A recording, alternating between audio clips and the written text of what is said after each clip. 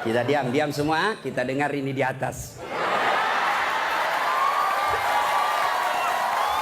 Ayo, duduk ngambil gaya lo. Ya, ayo bareng-bareng, yuk.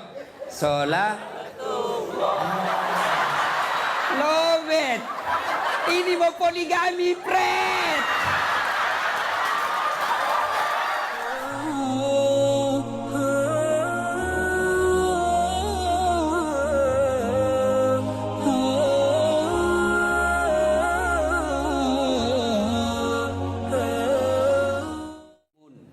Wahai orang-orang yang beriman, bertakwalah kalian kepada Allah dengan sebenar-benarnya takwa, dan janganlah kalian mati kecuali dalam keadaan beragama Islam.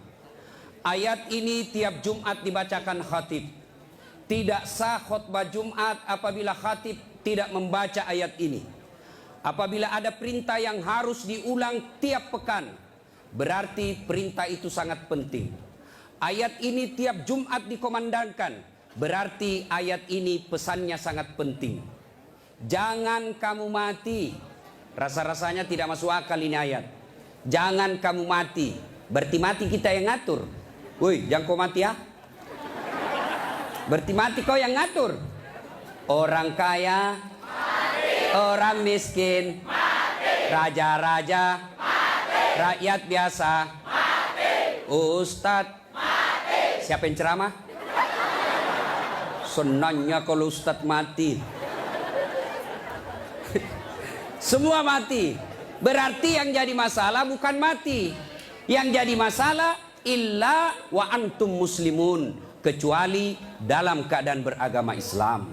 Berarti Allah ingin ingatkan kepada kita, wahai warga Yogyakarta, kalian lahir agamamu Islam, khitan kalian Islam, nikah syariat Islam, identitasmu kau tulis agama Islam, tapi belum tentu kau mati dalam keadaan Islam.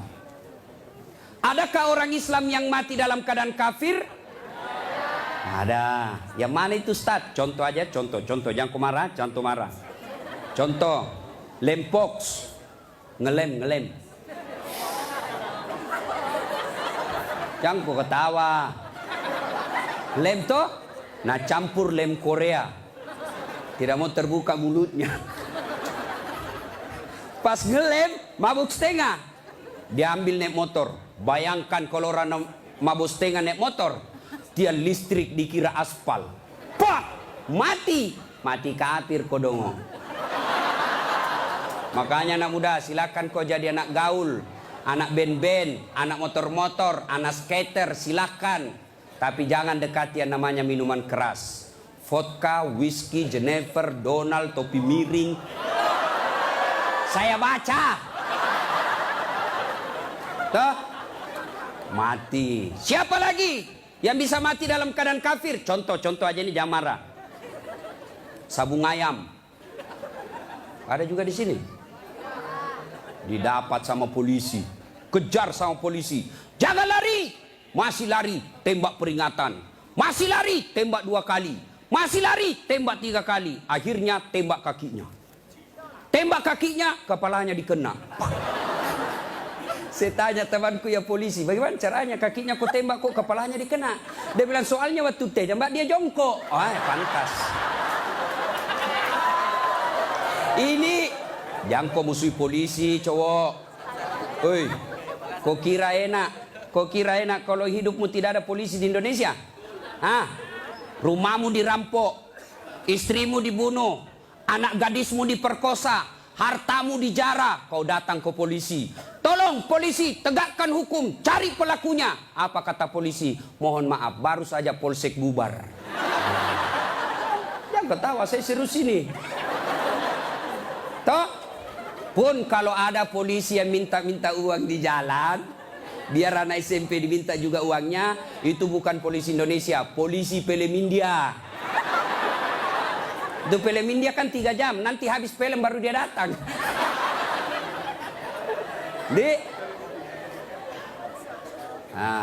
Jadi bisa jadi kita beragama Islam, tapi kemungkinan juga bisa jadi kita matinya dalam keadaan kafir. Wa qala idzan, Allah kemudian berfirman, Bismillahirrahmanirrahim. Ya ayyuhalladzina amanu dukhulu fis silmi kaffatan wa la tattabi'u khutuwatis syaitan innahu lakum adu mubin. Wahai orang-orang yang beriman, masuklah engkau ke dalam Islam secara sempurna, bukan Islam pencitraan, bukan Islam pilpres, bukan Islam pilcaleg, tapi Islamlah secara benar. Itu caleg kalau mau dipilih pasang baliho. Pasang baliho takbir.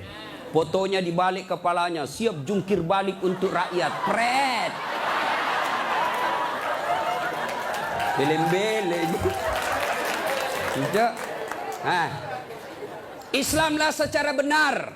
Wala tattabi'u khutuwatis syaitan. Dan janganlah engkau ikuti langkah-langkah setan, karena sesungguhnya setan itu musuh yang nyata bagi kalian.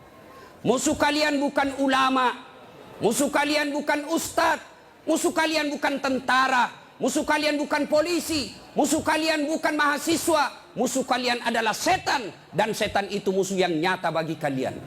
Kalau saya ceramah seperti ini, ada enggak setan di tengah-tengah kita? Ada. Orang ceramah masa ada setan? Ada, setannya bukan pocong.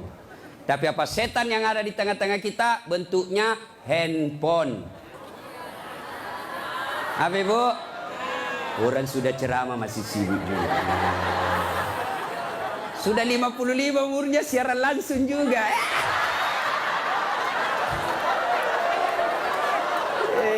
Gayanya. Woi, jangan siaran langsung. Saya tidak mau kalau ada siaran langsung. Simpan dulu HP-mu. Woi. Ibu-ibu yang pegang HP selama saya ceramah, saya doakan suaminya kawin lagi. Simpan dulu HP-mu. Simpan dulu. Simpan dulu HP, simpan dulu. Simpan ya. Bisa? Bu, ada ibu-ibu di Makassar ngefans betul sama saya. Usianya kira-kira 55 tahun. Saya heran, ibu-ibu aja yang ngefans sama saya. Saya lagi ceramah, dia belakangi saya. Barusannya ada orang saya ceramai di belakangi. Ternyata dia ambil HP-nya selfie. Baru dia tulis di Facebooknya latar belakang Das Atlatif. Saya dijadikan background. Kok kira saya pot bunga? Selesai ceramah dia kejar, 55 umurnya.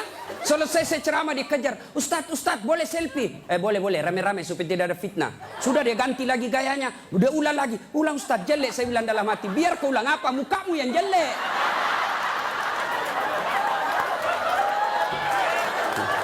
Selesai selfie, langsung dia bilang, Ustadz boleh cium?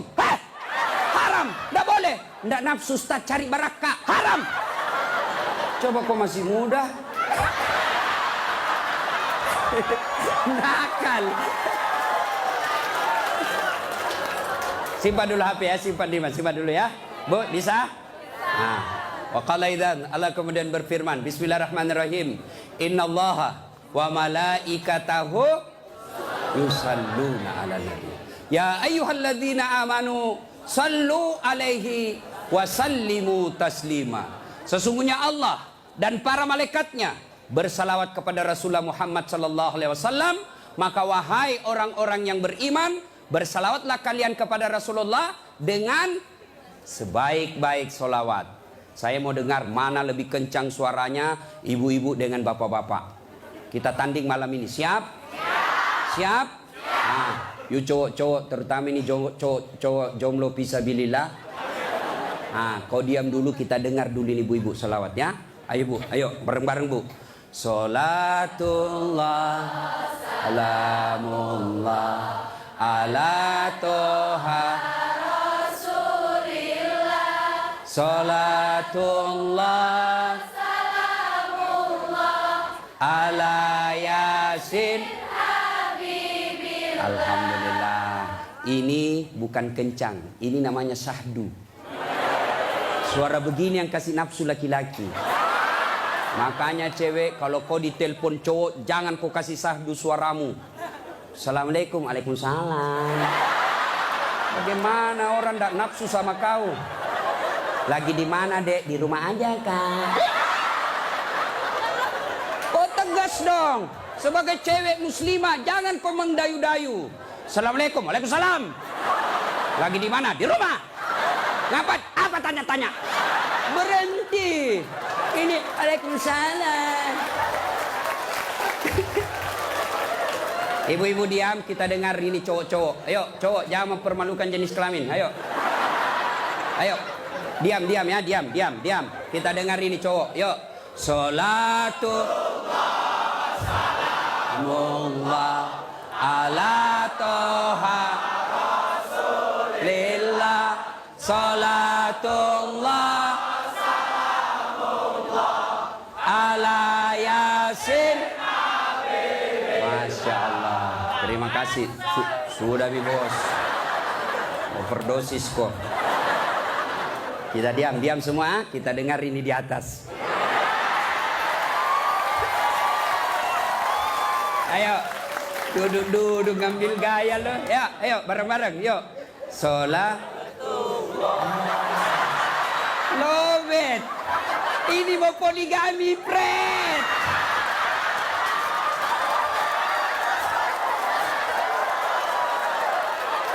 Nah, ayo bareng-bareng semua. Yuk. Salatullah salamullah ala toha rasulillah. Salatullah salamullah ala yasin habibillah. Alhamdulillah, terima kasih. Dek, bisa ndak bedakan tadi mana suara cewek, mana suara laki-laki? Bisa. Kenapa bisa? Karena Allah kasih kita telinga yang lengkap sensor pembedanya. Dia bisa bedakan mana bunyi handphone, mana bunyi kentut. Tanpa kau pernah kursus. Woi cewek, mau ndak saya kasih handphone iPhone X Max 512 giga? Mau? Gratis, mau? Mana? Mau. Tapi pulsanya 5 juta ibu, mau? Tapi begitu saya kasih langsung tuli. Nah, mau diapa handphone kalau kau sudah tuli? Halo? Rusak lagi nih HP. Halo? Bukan HP rusak, telingamu masalah. Berarti yang mahal bukan jaringan, yang mahal bukan seluler, yang bukan handphone yang mahal. Apa yang mahal? Telinga. Allah kasih kau gratis, tidak perlu kau bayar. Hebatnya lagi nih telinga, ya. Tempatnya kiri kanan proporsional. Bagaimana seandainya telingamu satu di bawah pantat? Halo, ya Ustadz. Lagi di mana? Di rumahnya Ustadz. Ayo. Repot toh? Ya, repot. Makanya kita ucapkan Alhamdulillah. Woi, cowok. Woi. Mau saya kasih ini kamera, mahal ini kalau dikumpul semua, ratusan juta ini. Saya mengajar mata kuliah fotografi di Unhas. Nih, ya. Kalau kau mau ngambil gambar, kau harus tahu berapa megapiksel kekuatan kamera kamu. Kau harus tahu berapa kekuatan cahaya di tempat itu. Kau harus tahu berapa kecepatan angin ketika ada kau ambil gambar. Kau harus tahu berapa jarak dari matamu dengan objek yang kau akan ambil. Apa ini kamera yang mahal? Bukan. Apa yang mahal? Mata.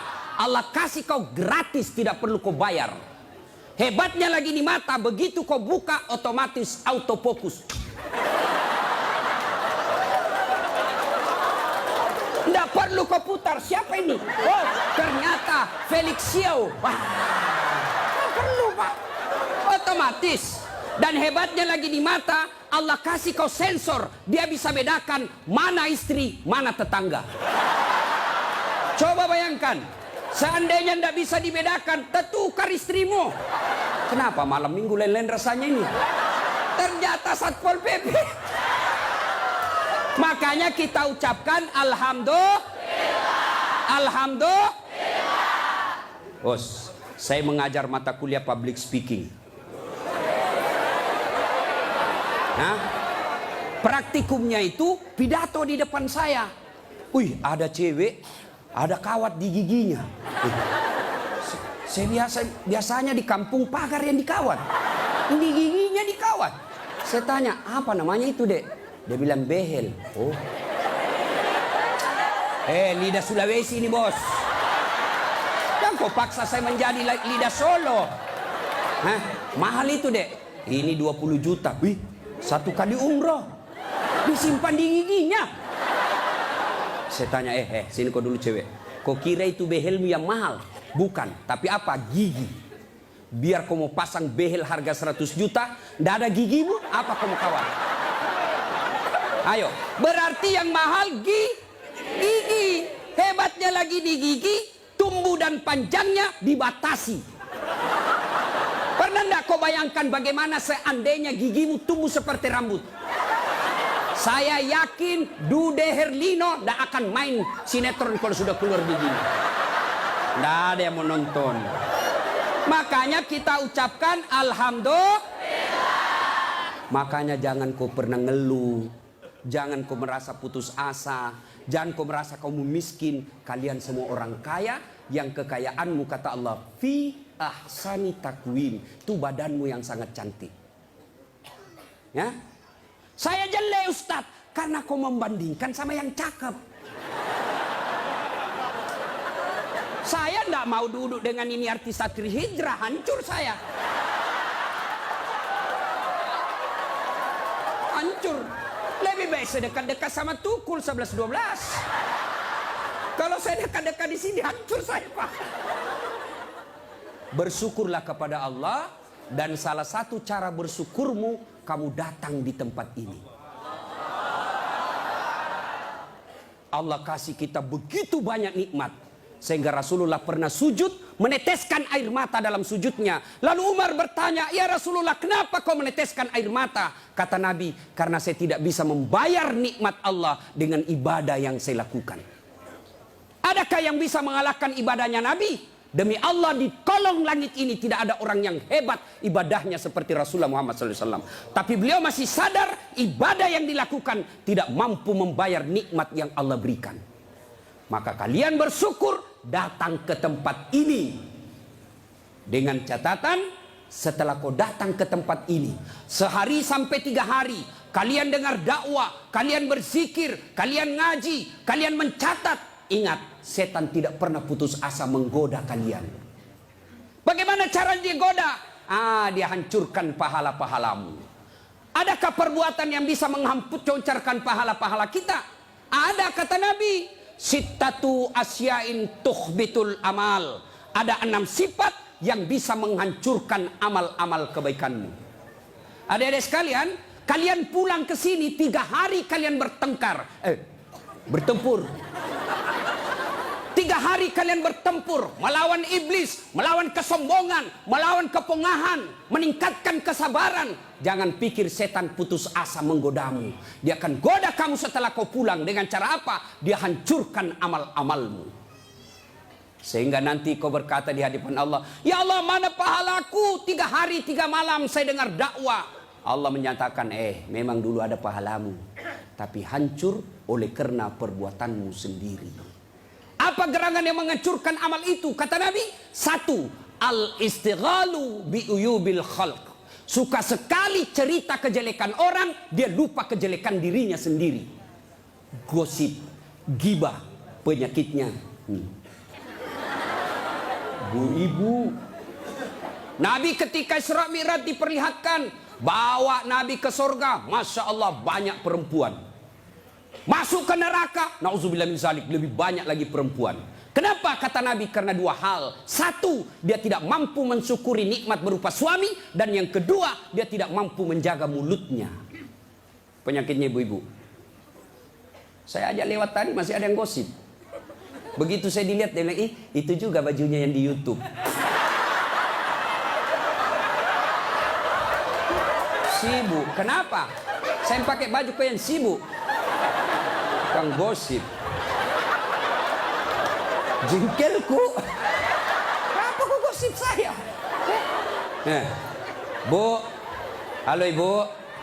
Penyakit ibu-ibu yang tidak bisa dikendalikan hawa nafsu menceritakan kejelekan orang. Kalau laki-laki kumpul paling dicerita, wih, itu anak sayang. Yang pertama cakep tapi beleng-beleng. Itu yang kedua cakep, tapi ya dongok. Itu kan. Paling kita cerita. itu, wah itu motor saya rewel, itu mobil saya yang tua, wah sedikit-sedikit mogok lagi, itu atap rumah saya bocor. Paling kalau bapak cerita itu, tapi coba kalau ibu-ibu. Pertama dicerita sinetron, jelek betul sifatnya itu ya. Sana itu. Iya toh, langsung tetangga jadi korban. Kumpul begini tuh masih ada gosip. Apa? Dia enggak ngomong tapi matanya dong. Apa? Kudungnya enggak serasi dengan roknya. Jadi ya kayak umbul-umbul. Sudah. Satu udah digosip. Lewat lagi satu. Apa? Palsu. Kenapa kau tahu? Lipstiknya. Kenapa kau tahu? Melengket di giginya. Coba ya. Ayo adik-adik. Ya. Nah, maka saya heran sebagai anak bangsa, kok kita dituduh orang Islam selalu menyebarkan fitnah. Islam sangat membenci fitnah sehingga Nabi mengatakan al fitnatu asaddu minal qatl. Fitnah itu lebih kejam daripada membunuh. Jadi pemain buser, apakah namanya itu? Cocok nih. Baser, apakah itu? Yang suka cari-cari duit dari menyebarkan fitnah. Hah? Yo itu baser. Hah? Manalah. Tidak adalah kita orang Islam. Suatu kali Nabi menyampaikan, barang siapa yang mengucapkan 2 kalimat syahadat, diyakini sampai mati pasti masuk surga. Abu Hurairah senang dengar ini. Lalu Abu Hurairah berlari-lari kecil menuju ke pasar. Dengan tujuan apa? Dia mau menyampaikan berita gembira ini. Lalu didapat oleh Umar. Abu Hurairah, kau mau pergi mana buru-buru? Saya mau menyampaikan berita penting. Apa itu? Barusan saja saya dengar menyampaikan Nabi, siapa yang syahadat, yakin sampai mati, pasti masuk surga. Umar berkata, betul kok Nabi bilang begitu? Betul. Saya tidak percaya. Ayo kita datang ke sumber. Dalam teori komunikasi inilah disebut check and recheck. Datanglah Umar klarifikasi ke sumber berita Rasulullah. Ya Rasulullah, katanya Anda mengucapkan siapa yang syahadat yakin sampai mati pasti masuk surga. Apa betul berita seperti itu ya Rasul? Nabi katakan betul. Tapi ya Rasulullah, ada apa? Ini Abu Hurairah, dia mengumumkan di pasar. Terus saya khawatir nanti disalahpahami umat kita. Biar tidak sholat yang penting syahadat masuk surga. Biar judi yang penting syahadat masuk surga. Biar zina yang penting syahadat masuk surga. Saya salah paham nanti orang, saya khawatir hadis ini dipahami dengan salah. Lalu Nabi katakan, oke, jangan kau sampaikan ini halal umum, karena dia bisa mengganggu kemaslahatan umat. Itulah sebabnya kita kenal dalam Islam, likulli makam makal, wa likulli makal makam. Setiap ada ucapan, ada tempat yang cocok untuk ucapan itu, dan setiap tempat ada ucapan yang cocok untuk tempat itu. Maka ibu-ibu harus bijaksana memegang WhatsApp, harus bijaksana memegang medsos. Kenapa? Karena jika ibu salah menempatkan medsos itu, maka ibu bisa berujung pada penjara. 2. Yang bisa menghancurkan amal kebaikan kita. Apa itu kata Nabi? Hubbud dunia. Terlalu cinta kepada dunia. Cinta dunia boleh. Cinta dunia boleh. Mana yang tidak boleh? Terlalu cinta kepada dunia. Kenapa ibu? Yuk. Salatullah salamullah ala toha rasulillah. Salatullah ala yasin habibillah. Cinta dunia. Mana cinta dunia? 1, menganggap enteng ibadah. Hayya 'alas shalah. Sebentar, masih panjang waktu duhur. Ini kan sampai jam 3. Cinta dunia. Mana lagi cinta dunia? Ini paling banyak cewek. Mukanya dia tidak terima dengan ikhlas. Mukanya dikira tembok, coklat, biru, abu-abu, krem. Sekarang cewek kan banyak palsu. Bulu matanya panjang, palsu. Matanya biru, palsu. Bibirnya merah, palsu. Pantatnya gabus, palsu. Itu terlalu cinta dunia. Perempuan kan sekarang bingung saya lihat. Rambutnya panjang, mau dikasih keriting. Yang keriting rambutnya dia kasih lurus. Iya kan? Allah sudah kasih yang baik, dia tidak syukuri. Begitu mulai putih rambutnya, stres, dikasih semer. Kena matamu, tidak. Karena waktu yang sangat terbatas. Yang ketiga, apalagi yang bisa menghancurkan amal ibadah kita? Qillatul haya, kurang rasa malu. Oh, ini banyak di Indonesia. Anggota DPR malu dong, sudah digaji oleh rakyat, uang rakyat, kalian tidur saja. Dedek, pernah dengar cerita anggota DPR di akhirat? Hah? Jadi anggota DPR kan ada penghafal Quran, masuk dalam surga. Begitu masuk dalam surga dilihat, kok banyak anggota DPR di sini. Di negara aku banyak di OTT karena korupsi. Dia pergi protes sama malaikat penjaga surga. Malaikat, kenapa banyak ini masuk anggota dewan dalam surga? Di negara saya banyak yang korupsi. Dia bilang penjaga surga, dah sok ribut. Kenapa? Dia cuma reses. Sebentar lagi pulang ke tempat asalnya.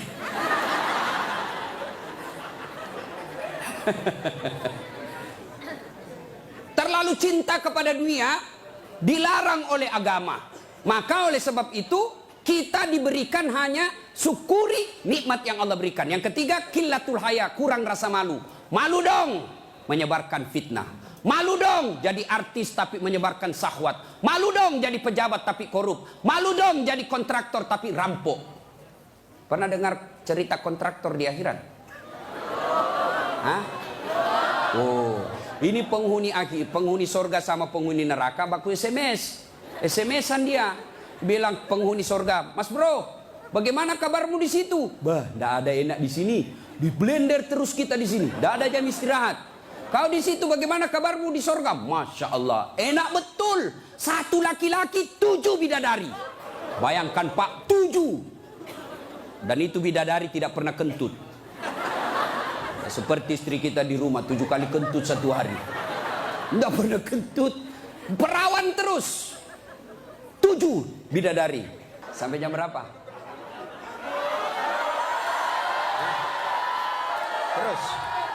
Terus. Lalu kata penghuni sorga, wah enak betul di sini. Penghuni neraka, bolehkah kami jalan-jalan ke situ? Boleh. Ya gimana? Penghuni neraka kan kreatif. Banyak solusinya. Gimana? Sudahlah, tidak usah cemas. Kami bikin jembatan dari sorga, kamu juga bikin jembatan dari neraka. Kita ketemu di tengah. Setuju? Setuju. Lelang proyek. Keluar pemenang tender. Kerjalah. Hari pertama hancur juga ini Ustaz. Aduh. Nasib sial saya ini malam. Uang merah kek.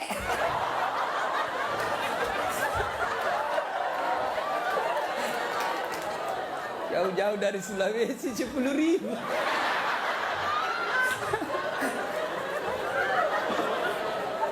Nah, lalu dia bilang, hari pertama proyek dari neraka selesai 50%. Hari kedua selesai 70%. Hari ketiga tuntas, efektif dan efisien. Selesai proyek. Sampai di tengah dilihat-lihat di proyek dari surga. Kenapa belum mulai-mulai? Dia teriak lah, ini dari neraka. Mas bro, kenapa kau belum mulai proyekmu? Kami sudah sampai di tengah sesuai perjanjian. Kenapa kau belum mulai? Kata penghuni dari surga, bagaimana mau dimulai? Pemborong, kontraktor, pengawas, panitia, ada semua di situ.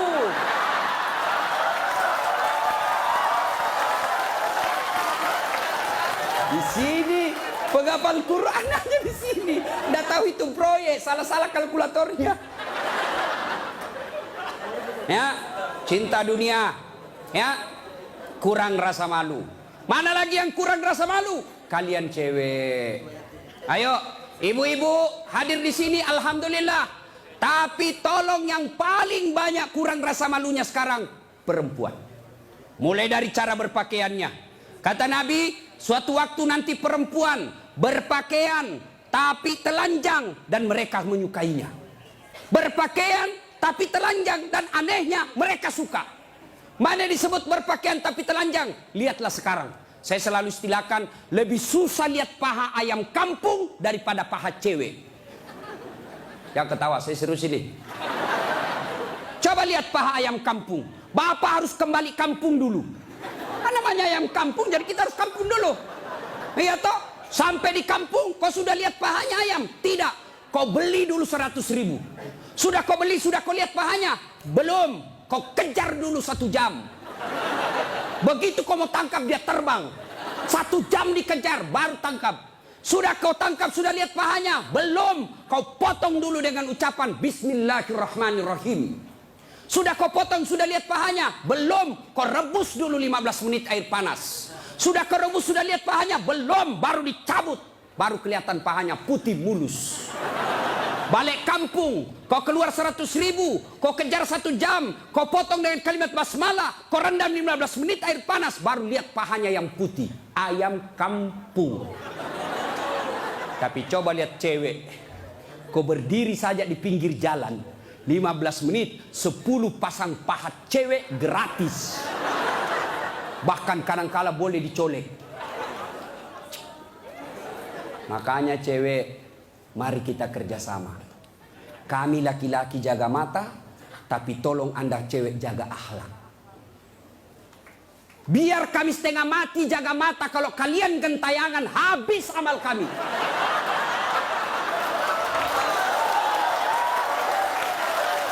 Ya. Saya kalau mau pergi mengajar di kampus, saya ngaji dulu beberapa ayat, sholat duha dulu 2 rakaat, baru 1 kilometer saya naik mobil hancur amalku. Sebelah kanan ketek, sebelah kiri dada, di depan paha. Nggak mungkinlah saya jalan terus begini.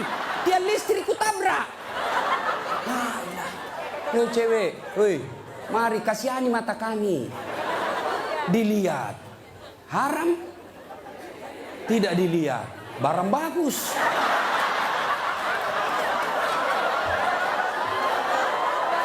Hei.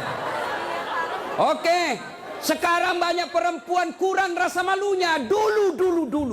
Kalau ada perempuan hamil di luar nikah, dibuang dari kampungnya. Keluar kau menyebarkan aib. Itu dulu. Dulu perempuan meskipun belum pakai jilbab, tapi dia jaga harga dirinya. Saya zaman SMA kan belum ada jilbab. Kawan saya kalau jatuh ballpointnya, kan tidak pakai jilbab. Dia pegang dulu ini, lalu dipegang roknya di bawah. Baru dia dongkok begini. Dulu. Sekarang cewek dia sengaja memang itu pakai tipis kecil, jalan dia mau tabrak kita. Hancur. Maka kalian akhwat yang datang di sini pengajian selama 3 hari 3 malam, tolong selamatkan saudara-saudara kalian akhwat-akhwat supaya mereka tidak pakai begitu. Kalian tularkan itu jilbabmu kepada saudara-saudara semuslimah. Jangan kau biarkan mereka, dakwai mereka. Dia mau dengar atau tidak, kewajibanmu sampaikan, soal diamalkan urusan lain. Terutama juga yang pakai jilbab tapi tidak memenuhi syarat. Pakaian jilbab itu, pakaian menurut Islam itu ada 4 syaratnya. Nih dengar baik-baik yang mau bikin baju. 1, syarat pakaian itu nutup aurat. Alhamdulillah kalian semua nutup aurat. Mana auratnya perempuan? Seluruh anggota tubuhnya kecuali telapak tangan. Saat itu pakai jilbab, kelihatan lehernya. Tinggal lehernya dibakar nanti. Ya, kelihatan pahanya nanti dibakar. Kalau cewek masih enak dilihat. Ini ada juga orang tua.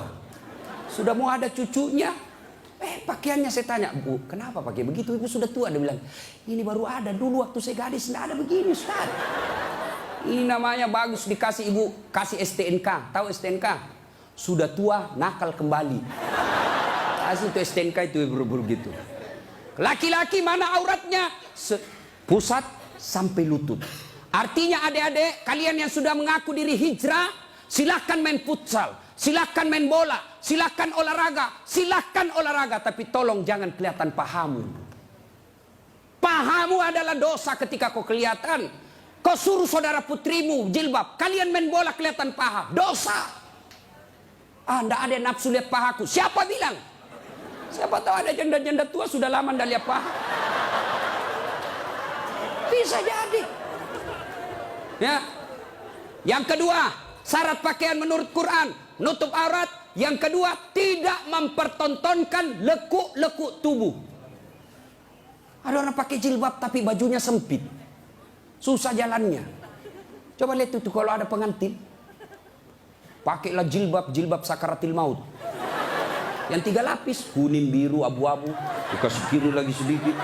Ada talinya dia ikat dulu, 2 meter dia kasih di lehernya. Kasih dulu. Nah, mulai enggak bisa goyang tangannya. Bajunya sempit, roknya sempit. Jalanlah dia bilang suaminya, buru-buru ibu kita ketinggalan. Tunggu dulu pak. Dogo. Itu namanya beleng-beleng. Tahu beleng-beleng? Dongo. Tahu dongo? Nah, kau lah itu. Ayo. Syarat yang ketiga, cowok juga. Kalian pikir kalau kau cowok berpakaian ketat-ketat tidak berdosa? Dosa juga itu. Yang kami mencengkelkan itu yang gendut. Masuklah dia di masjid pakai kaos oblong. Begitu dia ruku, mulai mencemaskan. Sujud, ada celengan. Beleng-beleng.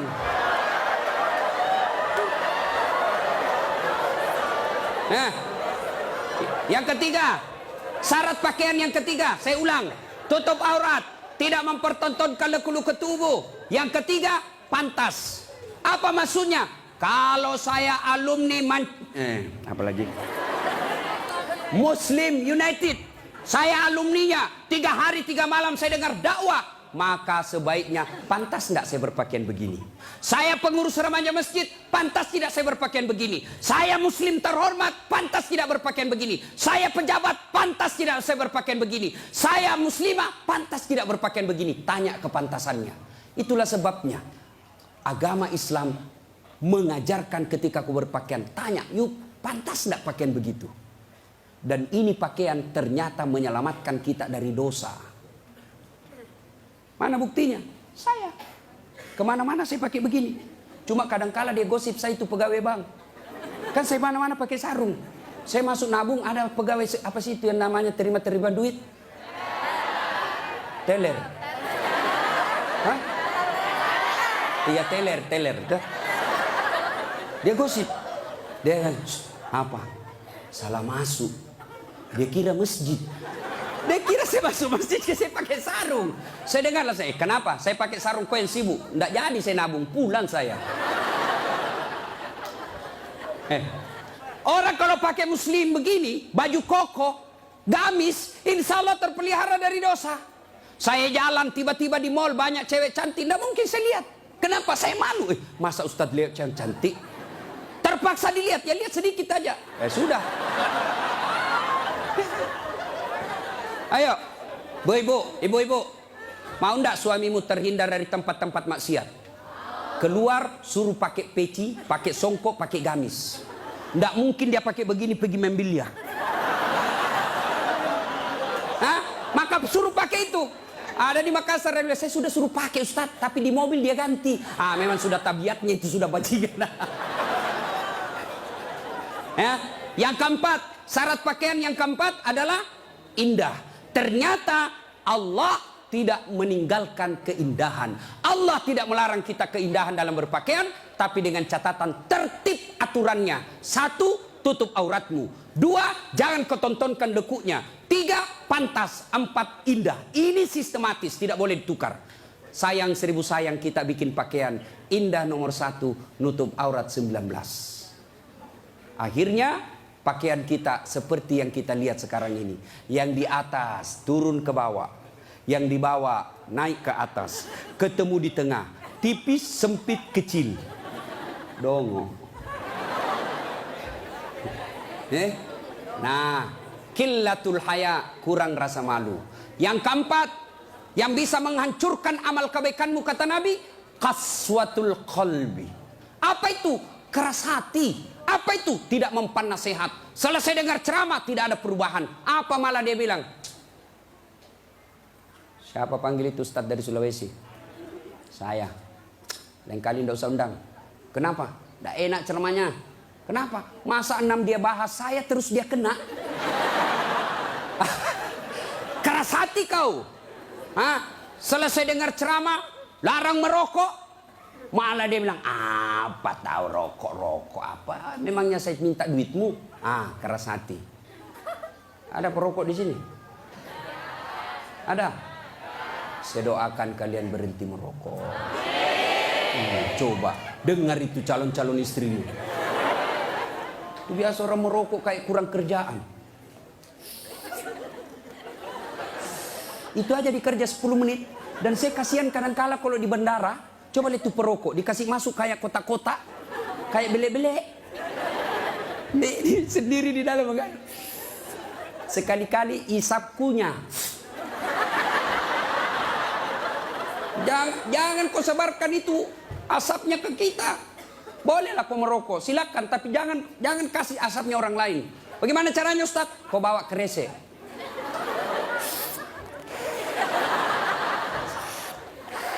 Itu bebas polusi. Ibu-ibu setuju enggak suaminya berhenti merokok? Kalian membenci 9 naga. Kalian membenci mereka-mereka itu. Tapi kalian beli rokoknya. Kalau kalian mau hancurkan mereka, berhenti kau merokok. Lebih baik itu rokokmu anak muda, kau tabung, lamar cewekmu. Kau juga cewek, jangan terlalu lama mau dipacari. Ini pacaran Islami, Ustaz. Pret. Pacaran syar'i. Mana ada pacaran syar'i, cilaka? Dengar ini cewek. Kau sudah 2 tahun dipacari, tidak dilamar-lamar. Berhenti kau. Kasih tahu itu cowokmu. Motor aja dicicil 1 tahun sudah lunas. Kamu sudah 2 tahun dipacari, tidak dilamar-lamar. Modal 10.000. Roti 1. Teh botol 1, autan 2. Modal 10.000 malam minggu. Qaswatul qalbi, keras hati, tidak mempan nasihat. Mereka yang selesai dengar dakwah tapi tidak ada perubahan, itu yang disindir oleh Allah. Wa thawaun alaihim a'anzartahum la yu'minun. Kau sampaikan ayat Allah atau tidak, kau ceramai atau tidak, sama saja mereka tidak akan beriman.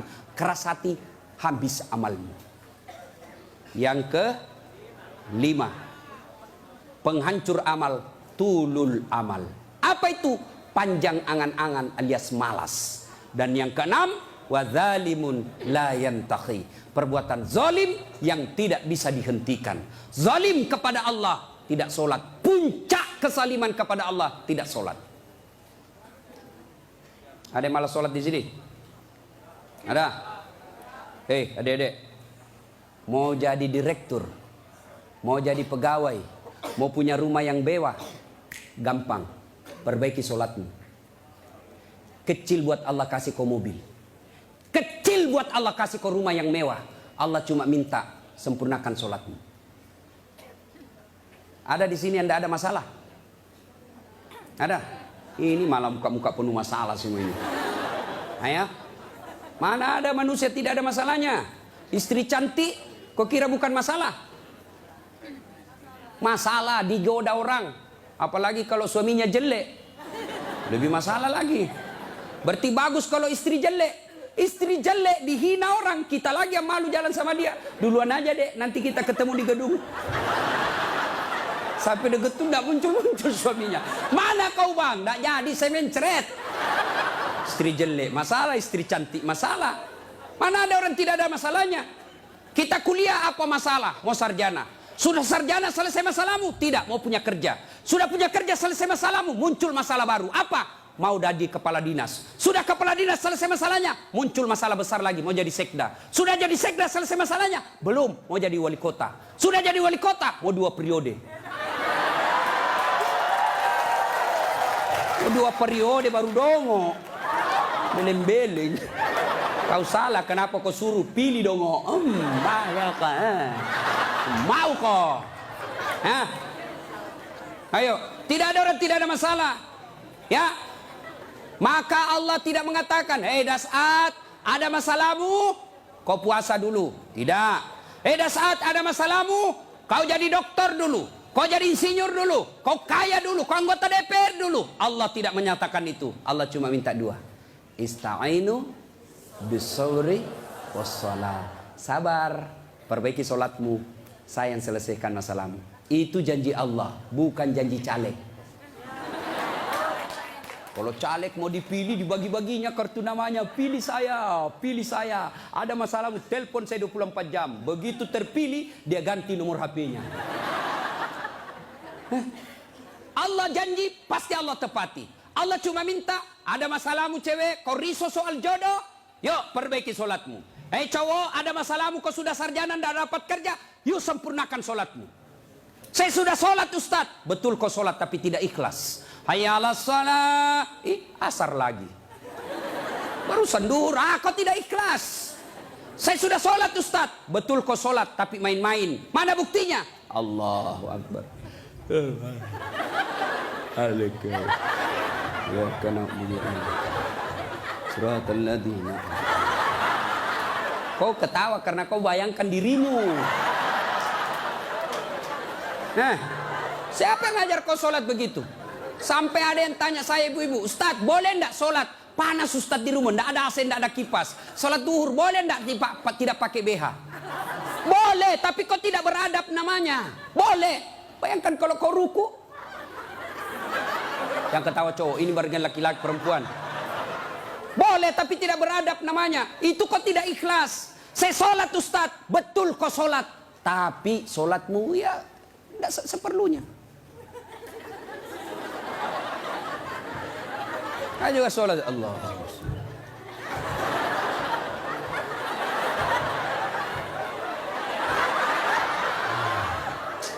30 tahun kau sholat kalau begini gayamu bos. Adik-adik, kau punya handphone? Ibu-ibu punya handphone? Waktu beli handphone itu ada buku pedoman kan? Iya. Dan di situ dicatat merah tebal buku pedoman petunjuk pemakaian handphone. Dicatat besar-besar, catatan penting. Baca buku pedoman ini sebelum penggunaan handphone. Handphone aja kau pakai itu belum tentu untuk kebaikan. Ada buku pedoman penggunaannya. Sholat kalian yang pakai 5 kali sehari semalam paling sedikit. Lalu kenapa kau tidak pernah buka buku pedoman sholatmu? Ya. Nah, maka bu, bapak, perbaiki saja sholat. Insya Allah selesai masalahmu. Ya? Zolim. Zolimun la yantakhi. Perbuatan zolim yang tidak bisa dihentikan kepada Allah. Yang kedua, zolim kepada jenis kedua, zolim kepada sesama manusia. Tidak usah zolim kepada tetangga. Ibu-ibu zolim kepada suaminya. Mana ibu-ibu zolim kepada suaminya? Suaminya dijadikan tahanan kota. Baru keluar 1 jam ditelepon. Di mana kau, Pak? Di mana kau? Keluar kau, pulang kau. Bagaimana kita tidak cepat mati? Kita keluar, kau cari sampai di rumah, kau maki-maki, baik kalau kau cantik. Berat badan makin nambah. Duduk makan canggoma. Nonton sinetron ngangkat ketek sambil menguap. Kita di jalan semua harum cewek-cewek, sampai di rumah la haula wala quwwata illa billah. Suami zalim kepada istrinya. Contohlah Rasulullah, ya. Rasulullah itu sangat romantis. Maka orang yang zalim kepada Allah adalah tidak menunaikan kewajibannya kepada Allah. Zalim kepada sesama manusia, hak-haknya orang dia serobot. Dan yang ketiga, zalim kepada diri sendiri. Apa zalim kepada diri sendiri? Dia sudah tahu maksiat, tapi dia tetap lakukan. Maka menghindari semua itu, kita hadir di tempat ini sebagai wujud kita cinta kepada Allah. Mudah-mudahan kesalahan-kesalahan kita diampuni oleh Allah Subhanahu wa taala. Banyak yang ingin kita sampaikan, tapi waktu jualah yang membatasi kita. Insya Allah lain waktu dan kesempatan kita akan lanjutkan. Kalau masih mau dengar ceramah saya, gampang. Gimana caranya Ustaz? Ambil handphonemu, buka YouTube, tulis nama saya Dasat Latif. Keluarlah ceramah saya ratusan. Sudah itu jangan lupa kasih tanda begini. Yang ketawa saya serius ini bos. Yang kau kasih begini. Kalau kasih begini dia cari kau malaikat pencabut nyawa. Masa ceramah kau kasih begini? Dah enak perasaan kau lihat cara mata kasih begini bos. Kalau kau tidak senang ya sudah, tidak usah komentar. Nah, cuma cepat habis kuota, 1 jam habis menguras kuota. Maka saya sediakan ceramah yang tidak menguras kuota. Gimana caranya? Follow saya di Instagram. Dasat Latif 1212. Dasat Latif 1212.